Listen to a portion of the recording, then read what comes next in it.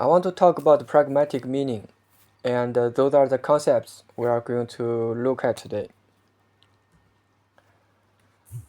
So in today's talk, we are going to look at those three concepts. They are the presupposition, the hint, and the deixis, or diectic expression. First of all, let's look at presupposition.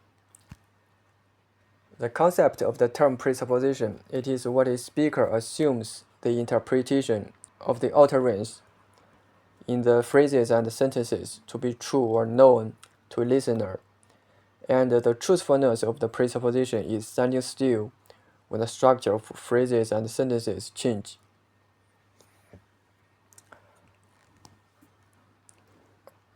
First of all, let's look at this dialogue from a couple who are shopping in Carrefour. Wife says, "This comforter is looking so nice, isn't it?" Husband says, "It's too expensive." Wife says, "But it's high quality." So from the first sentence, "This comforter is looking so nice, isn't it?" The presupposition from the interpretation of this sentence is that there's a comforter around this couple, and this is the true factor. Let's look at the second sentence. "It's too expensive." So the presupposition of the interpretation from this sentence, it is still the true factor that there's a comforter around this couple.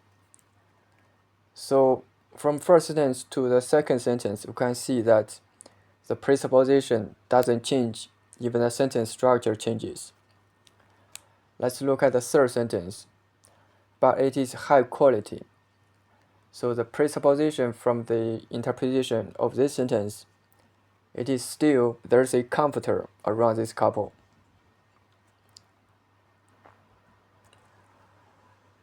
Now let's look at some example sentences. Here, the presupposition of the interpretation from the first sentence, "The present king of Norway is bold," is that it presupposes there's a king of Norway, and this is the true factor. The presupposition from the interpretation of the second sentence, "Sit on Julia's back," is that it presupposes that Julia has a bag, and this is a true factor. It doesn't change even though the sentence structure changes. And the presupposition from the interpretation of the third sentence, "Why did you steal the money?" is that it presupposes that you stole the money. This is a true factor, and it doesn't change even though the sentence structure changes. And the presupposition of the interpretation from the fourth sentence, "Who bought the badminton set?" is that it presupposes somebody bought the badminton set. It is a true factor in this sentence, and it doesn't change even though the sentence structure changes. The presupposition from the interpretation of the fifth sentence, "Would you like another beer?" is that it presupposes that you have had at least one beer already. And the presupposition from the interpretation of the sixth sentence, "Do you like how I put the shoes to the wardrobe?" is that it presupposes there's a wardrobe in this sentence, and it is a true factor. It doesn't change even though the sentence structure changes. There's another feature of presupposition, that is, it has consistency under negation. A presupposition survives its negation. Let's look at those two examples. The first example, the sentence, "3 wardrobes have been bought for storing the upcoming baby's clothes." So the presupposition from the interpretation of this sentence, it presupposes that there's a pregnant woman. So the sentence after the negation, that is, 3 wardrobes have not been bought for storing the upcoming baby's clothes. The presupposition keeps the same, that is, it supposes that there's a pregnant woman. So the presupposition keeps the same after the negation of the sentence. Let's look at the second example. The sentence, in current situation, the financial support is needed from David's dad. So the presupposition from the interpretation of this sentence, it presupposes that David's dad is alive. And the sentence after the negation, that is, in current situation, the financial support is not needed from David's dad. The presupposition keeps the same, that is, it presupposes David's dad is still alive. So the presupposition is the same after the negation of the sentence. Let's look at hint. The concept of the term hint, it is a subtle suggestion or clue that is based on the connection between the meaning of the whole sentence and speaker's intention in order to convey information indirectly. And the hint can vary depends on the interpretations of participants. Let's look at this dialogue. It is the same dialogue from the section we have just talked about it in presupposition. But here I want to make a comparison between hint and presupposition. Let's read out this dialogue again. Wife says this comforter is looking so nice, isn't it? Husband says it's too expensive. And wife says, but it's high quality. So this dialogue can be interpreted into 2 hints. From the perspective of the wife, she thinks this comforter is better than the one her husband has just bought. From the perspective of her husband, he thinks that his wife wants to buy this comforter. So compare hint and presupposition, that hint can have more than one interpretations. Let's look at another example. The hint can vary depends on the interpretations of the participants. In this scenario, Griffin dropped an egg from the kitchen counter to the floor. Griffin says, an egg is dropped. God damn it. So the interpretation of this sentence can have 2 hints.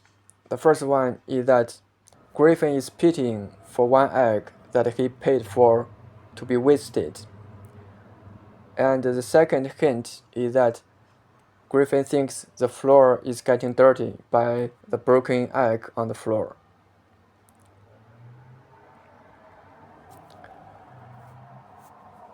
So hint, it cannot survive the negation.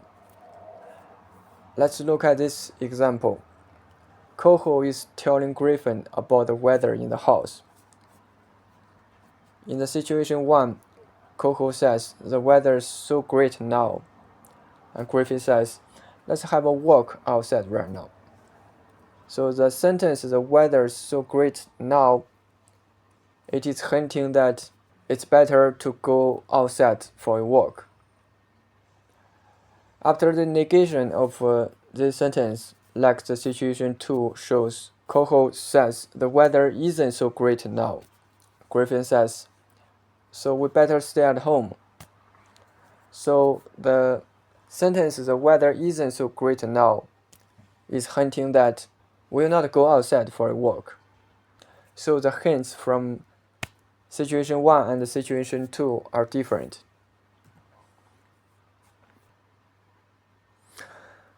Now let's look at Deixis or Diectic expression. The concept of the term Deixis are these context-dependent words and phrases which are not specifically stated, or we can call it unbound anaphora. Its representing type is pronouns, but they are understood both by the speaker and the listener in the context such as the speaker's identity, the time and place of the utterance. Let's look at those three examples. In those examples, both the participants know what this Deixis they are referring to. In the first example, Tom says, "Do you see where he went?" Kasia says, "He went straight out of the gate." So here the pronoun he is not specifically referred to which person, but both the speakers of Tom and Kasia know which he they are referring to. Let's look at the second example.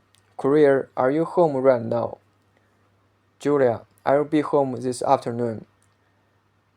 So the word now and the phrase this afternoon are not specifically stated which date and time they are referring to. But both Courier and Julia know which time they are talking about. Let's look at third example. Griffin, where should I put this wardrobe? Felix, you can put it here. So the word here doesn't specifically referring to where, but the participants of Griffin and Felix, they know where they are referring to. There are three main types of Deixis. There are personal Deixis, like I, you, we, this person, those girls, it. The temporal Deixis, like now, ago, soon, yesterday, at the moment. And the place Deixis, like here, there, this town, that church. Now let's do some exercise to identify those types of Deixis. In the sentence, we saw her standing beside this convention center last week. Here, the word we and her are belonging to personal Deixis. This convention center belongs to place Deixis, and last week belongs to temporal Deixis. In the sentence, here's where I was born decades ago. The word here belongs to place Deixis. The pronoun I belongs to personal Deixis, and the phrase decades ago belongs to temporal Deixis. In the sentence, it was sent centuries ago. The pronoun it belongs to personal Deixis, and the phrase century ago belongs to temporal Deixis. In the sentence, I'm now working on a new project in that bar. The pronoun I belongs to personal Deixis. The word now belongs to temporal Deixis, and that barn belongs to place Deixis. In the sentence, now that word is not what I said to him. The word now belongs to temporal Deixis. That word belongs to place Deixis. And the pronoun him belongs to personal Deixis. In the sentence, I wish you'd been here yesterday. The pronoun I belongs to personal Deixis. The word here belongs to place Deixis, and yesterday belongs to personal Deixis. In the sentence, at this moment, you read it from here. The phrase at this moment belongs to temporal Deixis.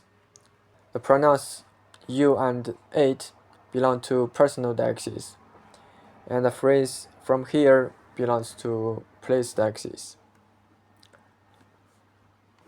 Alright, that's it.